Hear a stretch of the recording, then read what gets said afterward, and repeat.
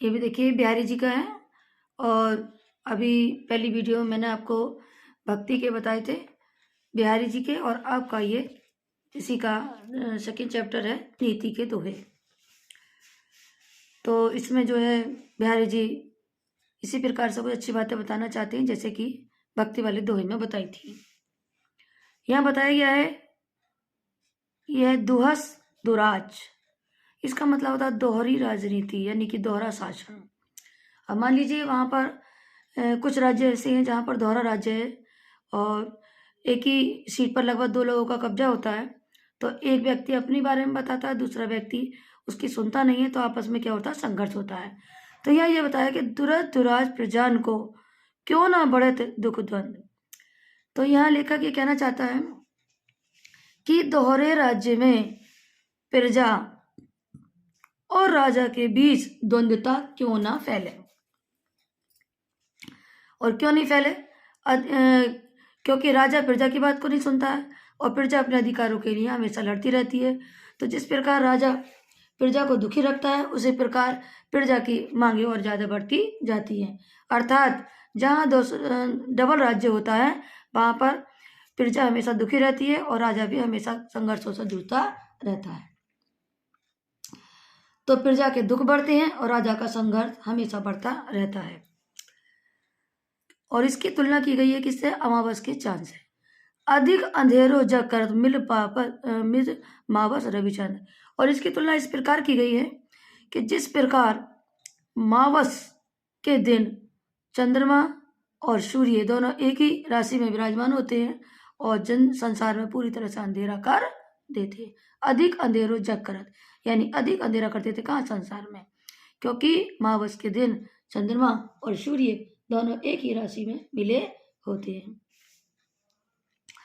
तो यहाँ पर दोहरे राज्य की जो मतलब एक तरह से तुलना की गई है वो चंद्रमा और सूर्य के दोनों के मिलने से मावस का जो दिन होता है उससे की गई है कि जिस प्रकार राजा जहाँ एक जगह दो लोगों का शासन होता है वो दोनों अपने अपने चलाते हैं और प्रजा की कोई भी सुनता नहीं है, तो वे प्रजा पर अपने शासन थोपने के लिए लगातार द्वंद्वता करते रहते हैं और प्रजा अपनी मांग को बढ़ाने के लिए हमेशा राजा से रुष्ट होती है। अर्थात न प्रजा राजा से खुश है न राजा प्रजा से। और इसी प्रकार से यहाँ पर मावस के दिन की तुलना की गई है जिस प्रकार चंद्रमा और सूर्य दोनों एक ही राशि में अमावस के दिन विराजमान होते हैं और चारों तरफ अंधेरा कर देते हैं। अब यह बताया गया है बसो बुराई जासतन ताही को सम्मान। यह कवि ये कहना चाहता है कि जो व्यक्ति बुरा होता है संसार में उसी का सम्मान होता है। यानी अच्छे व्यक्ति की तो तुलना और तारीफ बहुत कम मिलेगी, लेकिन जो संसार में लोग बुरे होते हैं संसार हमेशा उसी का सम्मान करता है। बसो बुराई जासुतन ताई को सम्मान। संसार में जिस व्यक्ति के मन में बुराई होती है हमेशा उसी का सम्मान होता है।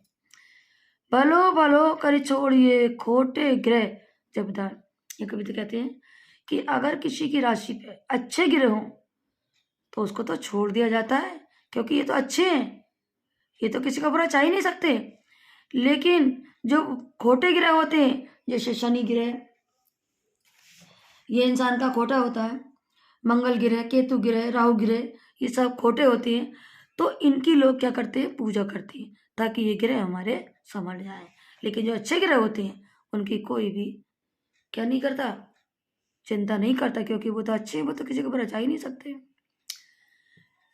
यहाँ इस वाले दोहे में बताया गया है नर की अरु नल नीर की गति कहे कर जोरे।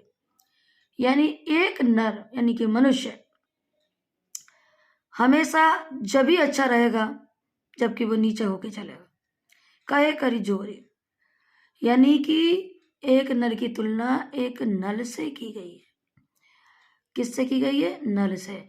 कि जिस प्रकार अगर नर यानी कि मनुष्य जितना नीचे होकर चलेगा उसकी ऊंचाई उतनी ही बढ़ेगी, अर्थात उसकी तारीफ उतनी ही चलेगी।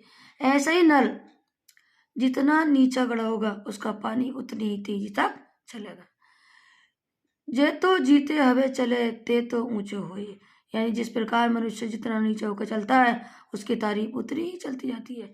जैसे कि नल जितना नीचे गड़ा होगा उसकी ऊंचाई पानी उतना ही तेज छोड़ेगी।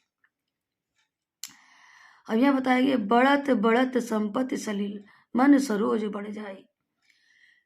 मनुष्य मतलब कभी यह कहना चाहता है कि बढ़ते बढ़ते यानी कि जब संपत्ति रूपी जल बढ़ता है, बढ़त बढ़त संपत्ति सलील यानी संपत्ति रूपी जब जल बढ़ता है मन सरोज बढ़ जाए तो मन रूपी कमल भी बढ़ने लगता है। अर्थात जब धन बढ़ता है तो मन की इच्छाएं भी बढ़ने लगती हैं। घटत घटत सु ना फिरे घटे समूल कुमलाए। लेकिन कभी कहता है कि लेकिन जब बढ़ने वाला जल घटने लगता है तो मन की जो इच्छाएं हैं वो कभी कम नहीं होती बल्कि कुमला जाती हैं। अर्थात जो हमारा मन रूपी कमल खिला था उसकी इच्छाएं बढ़ी थी, वो इच्छाएं कभी कम नहीं होती। और जब उसकी इच्छाएं पूरी नहीं होती, क्यों? क्योंकि जो धन रूपी जल है वो तो कम हो चुका है, इसलिए वो फूल क्या करता है, कुमला जाता है, अर्थात फीका पड़ जाता है, सूख जाता है।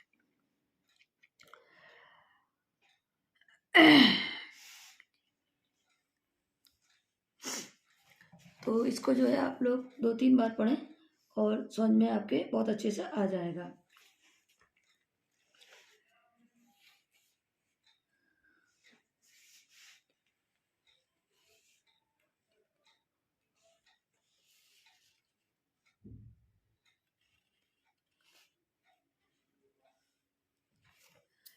यह बताता है कभी जो चाहत चटक ना घटे मैलो न होए चित्र।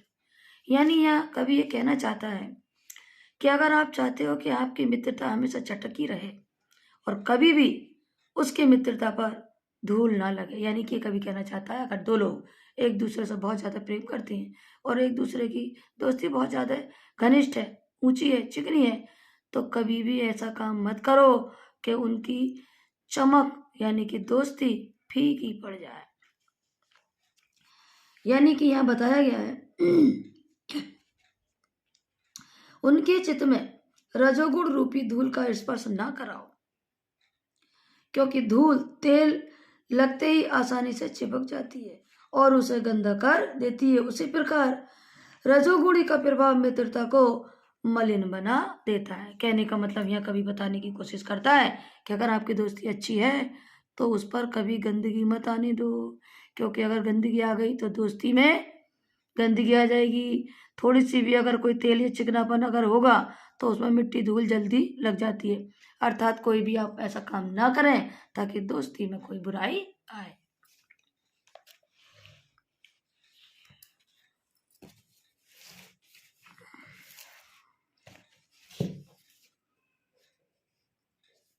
अभी आपका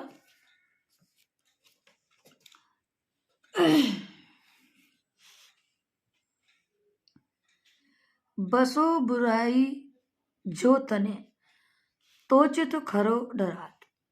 यानी एक व्यक्ति के मन में जब बुराई बैठ जाती है तो लोग उससे डरने लगते हैं और हमेशा उससे डर कर ही रहते हैं। और अगर वो व्यक्ति अपने मन से बुराई को समाप्त भी कर दे, जो निकलंक मयंक लखे लगे लोग उत्पाद, तो वो उसी प्रकार निष्कलंक चंद्रमा की तरह उसको मानते हैं। उन्हें ऐसा लगता है कि इसमें कोई ना कोई देवी उत्पात छुपा हुआ है। लोग उत्पात गने लोग उत्पात, वो कहने लगते हैं कि जरूर इसमें कोई ना कोई देवी उत्पात छुपा हुआ है। अर्थात अगर कोई व्यक्ति बुरा है तो उससे लोग डरते हैं, और वो अगर अपनी बुराई को छोड़ के निष्कलंक भी बन जाए तो अभी लोग उसे निष्कलंक मानते नहीं है, क्योंकि उन्हें लगता है कि ये उसी प्रकार का है जैसा है। अगर बाई चांस उसने अगर एक तरह से निष्कलंक एक चंद्रमा की तरह अगर बन भी जाए तो उसे डरते हैं कि अरे कोई ना कोई उत्पात मचाने वाला है, इसीलिए ये इतना बनकर दिखा रहा है।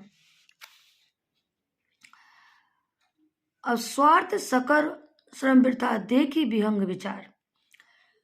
स्वार्थ सकर श्रम वृथा देखम विरंग विचार, अब यहाँ बाज नामक एक पक्षी से कहा गया है कि हे बाज, तुम कभी भी दूसरों के लिए परेशानी मत बनो।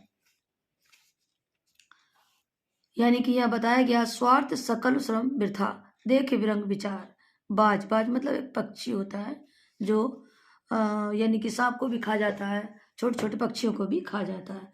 तो ये बताया गया है कि हे बाज पक्षी, दूसरे के बस में होकर तुम स्वयं विचरण करने वाले पक्षियों का वध ना करो। हे बाज पक्षी, तुम कभी भी दूसरे के विचरण करने वाले पक्षियों का वध ना करो। इसमें ना तो तुम्हारा ही कोई भला है, ठीक है। देखो, पराए पान परी तू पच्छिन्ना मार। कहने का मतलब ये है कि इसमें ना ही तो कोई तुम्हें यश प्राप्त होगा और ना ही इसमें तुम्हारा कोई स्वार्थ होगा, अर्थात इसमें तुम्हारा परिश्रम व्यर्थ ही रहेगा। कहने का मतलब ये बताता है कि तुम स्वार्थी नहीं हो, और अगर तुम स्वार्थ के वश कोई काम कर रहे हो तो इन पक्षियों को मारने से तुम्हारा कोई स्वार्थ पूरा नहीं होगा। यानी हे बाज नामक पक्षी, तुम कभी भी दूसरों के बस में होकर किसी पक्षी को मारो मत, क्योंकि इससे ना ही तो कोई तुम्हारा स्वार्थ पूरा होगा और ना ही इससे तुम्हारा कोई यश प्राप्त होगा। यानी कि कोई भी तुम्हें यश प्राप्त नहीं होगा, तुम्हारी कोई तारीफ नहीं होगी, अर्थात तुम्हारा जितना भी परिश्रम है वो बेकार चला जाएगा।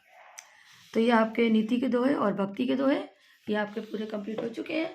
तो आप इसके जो क्वेश्चन वगैरह वो देख लें, व्याख्या वगैरह अच्छे से इसकी समझ में आ जाएगी आपकी, तो ठीक से पढ़ लो। और जो भी चीज़ इसमें से समझ में नहीं आए इसको 2 बार देखें, 2 बार देखकर आपको ठीक से समझ में आ जाएगा। और आपको अच्छी लगे तो दूसरे बच्चों को भी